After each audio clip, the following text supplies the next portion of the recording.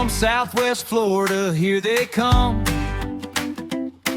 Mike Sr., Mike Jr., number one. Jeep specialist called him by name. Noble Auto Sales brings a weekly gain.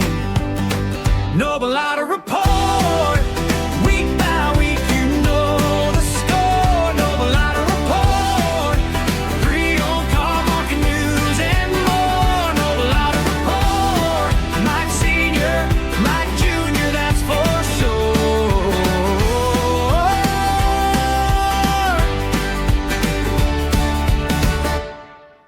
Hey everybody, welcome back to the Noble Auto Report.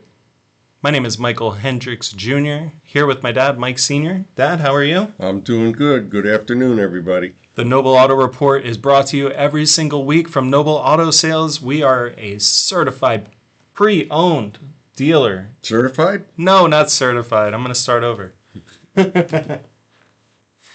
Certifiable, maybe. All right. Good afternoon, everybody. This is Mike Sr. We're back again with our normal, usual Noble Report. Yes, weekly we're here. Every week you're going to hear us talk about cars, and especially some Jeeps. Isn't that right, Mike Jr.? Yeah, that was really good, Dad. Thank you. The Noble Auto Report from Noble Auto Sales in Englewood, Florida. We've been in business for over 40 years. We won Best of Englewood in 2026. We've been bringing this podcast to people for 8 weeks now. 2 months we've been doing this already. Time flies when you're having fun. And how has your week been? You know, it's been a good week. Very busy week. We put out some good cars last week and helped some dealers out of state and bought some cars for them. So it's been a good time. Special shout out to Neely. She sold a few cars over the past week. And yeah, she did. Neely's down and out a little bit today. She got a little bug. yeah, I hope you feel better, Neely. But she sold one before she left. She did. She's hotter than a firecracker, I tell you. So, Dad, for people that haven't listened to the show before, we generally talk about Jeeps. We talk about general car information. We have a new series that's going to be starting on the show today. I'm excited to get into that. But you had something fun that happened over the weekend. You went to the local radio station, WENG, here in Englewood, and they invited you on. Yes, Neely and I both went. It was really a good time. Got to talk about a lot of different things. We talked a little bit about cars and Jeeps, and it was sponsored by Jeff Gang from Gangway Realty. Yeah. And it was a good thing. We had a good time. We talked about some stuff. We actually even talked about the cold weather up north. How was it being in a real radio studio? It was okay. I mean, it wasn't anything special, but actually it was. It was a really good feeling. It was a lot of fun. We had a really good time. Yeah, small local station, so it was good local supporting local. That was nice. And yeah, we'll be doing more of those as time goes on. Now we're going to get into the market report as far as you see it, Dad. You went to a couple sales over the past week. Have things shifted a lot since maybe we started doing the podcast 2 months ago, or do they seem kind of similar to when we started giving these reports? Actually, they're pretty similar. It's a pretty strong market still. It dipped a little bit, I think, last week or week before last. And now it's back up a little bit, but it's fairly consistent. Yeah. How many cars are running at those auctions that you go to? Thousands? It depends. There's one auction where there's 200. That was last Monday. On Wednesday, there was an auction that was 1,600. Wow. Thursday was an auction with about 900, and then Friday had another 1,900. Wow. And those are actually considered smaller auctions. They're not real big ones. There's one on Tuesday that's up in Ocoee that they run usually between 36 and 4,000 cars. So they probably have like 20 different auctioneers all going off at the same time? You're light. There's 36 lanes at that auction. Wow. So with that being said, you've been doing a little bit of buying at those auctions. One of the things I wanted to start doing is kind of highlighting different vehicles that we have here on the lot. What are some of your favorites, or what's one favorite that you have on the lot right now that you think's a really good deal? Well, we've got a 2017 Land Rover Range Rover Sport diesel. It's got about 78,000 miles on it. It's a very rare Sport because it has a $2,000 option. It's got a third row. Actually, it's a power third row. Those vehicles are very, very, very dependable. They're not what they used to be years ago, where they were kind of like not well made. Now they're really well made. Everything's designed well.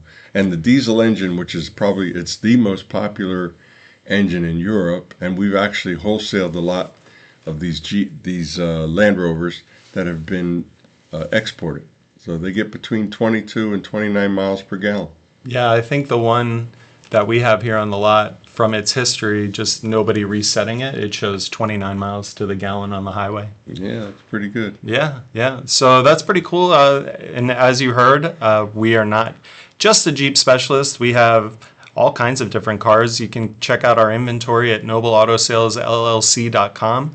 You can give us a call at 941-22-NOBLE. We'll find what you're looking for, even if you don't see it on the website. We have our Car Finder program. Dad, it's super easy. You just click the tab at the top, and we're actually moving around some things on the website to make it easier for people to find. And they just fill out the form, and then we'll locate a vehicle for them that's either exactly it or as close as possible in this current market. And just stay in contact with you and walk you through the process of how easy it is to really just find what you're looking for. Absolutely. We look for information. Once you give us the information, we find the vehicle, we get pictures of the vehicles, we try and put hands on the vehicles. So they are exactly what we see is exactly what you're going to get. We're going to start a new series on the podcast this week. I'm really excited about it. You know, we're a Jeep specialist. We're really trying to get ourselves ingrained into the Jeep community here in Florida. It's so strong. Thought something that might be interesting for the viewers of the YouTube video, I guess, but the listeners of the podcast is the history of Jeep. I think maybe we could both learn a little bit about this with the research that I've been doing. And it's going to be like a 7 or 8 part series. It'll be fun, and we'll start at the beginning and come right up to modern times and what's going on these days. But Dad, do you happen to know roughly what time Jeep began its journey as a brand? Well, I want to say it's somewhere in World War II. That's true. That's true. It was 1940. Yeah. So it was before... Well, I think America entered the war in 41. 41, you're correct. So it was just before that. In 1940, the U.S. Army was looking for some a lightweight reconnaissance vehicle. So what they did is they sent out the alarms to all the different manufacturers, and they said, we're going to give you 49 days to design and deliver this prototype. And only 3 companies responded. So we had Ford, we had Willys Overland, and we had American Bantam. Huh. Have you ever heard of American Bantam? No, I don't. I can't say that I have. Yeah, me neither. I have heard of Willys and Ford, obviously. Yes. So it's one of the fastest vehicle development timelines in the history of the automotive industry. So 49 days to develop this vehicle that they were looking for. Wow. And who won the contract? Gee, it must have been Willys. It was Willys. And it was the Willys MB. They won the contract largely because of this engine that they designed called the Go Devil, which I hadn't heard of. I can put photos up on the screen for anybody watching it on YouTube right now. But Ford was then also brought in to help mass produce it. You know, Ford was the originator of kind of the assembly line Model T, and so they joined forces to put out this MB. And by the end of the war, they had over 600,000 units already having been built between the two of them. Pretty amazing. Yeah, and the soldiers called it they called it all kinds of things. They called it the Peep, they called it the Blitz Buggy, but Jeep stuck.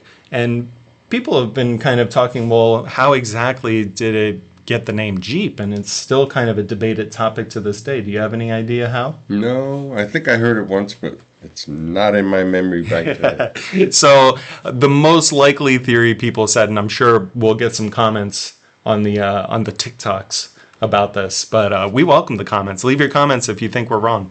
The most likely theory ties back. The most likely theory kind of ties back to the military slang GP, which stands for general purpose. So they would put together GP and it would just be Jeep.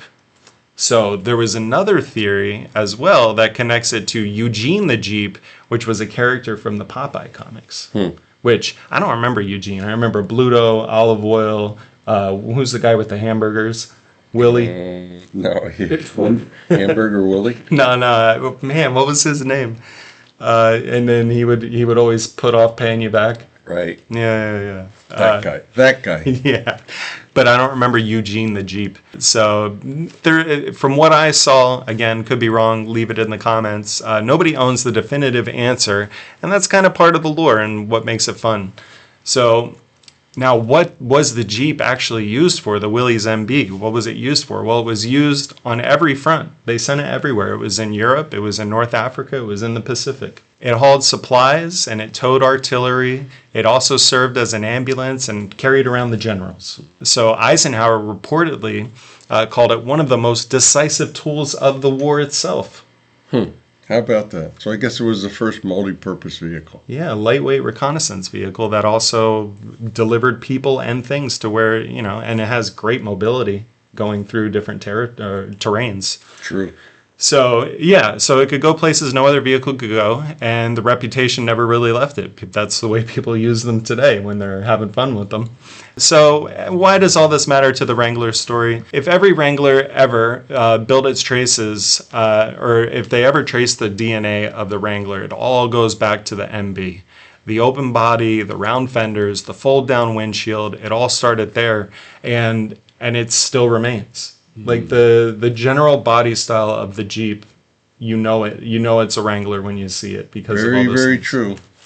I think it was around 1989 they tried to go to a square rectangle shaped headlight. Oh, really? And people fought it. So they went right back, I think it was the next year, back to the round headlight. Really? Yes. I wonder if those different headlights are sought after at all. A little bit. Just as being kind of a novelty. Yes. So yeah, that's part one. We're going to get into post-war history of the Jeep next week, but I thought that was pretty fun. Very interesting. Yeah. So now we're going to get into the actual Jeep news that I found. First thing is earnings. There's been a huge turnaround plan with Stellantis, the owner of Jeep. They own a bunch of different vehicle makes right now, and they've had a huge kind of rebirth of dedication to the Jeep, and it seems like it's been working. The Stellantis company swung profit on rising demand in North America in quarter two. And it wasn't small. So the auto giant Stellantis on Thursday of last week swung to profit in the second quarter, boosted by rising demand in North America. And their operating income more than tripled in the second quarter compared to the same time last year. So they've gone from $884 million compared to, I don't know, probably around $350 million this time last year. About that. Yeah. So the second quarter net profit of $335 million is versus a loss of, now this is switching between euros and dollars. That's why I'm having a bit of a hard time in the moment converting.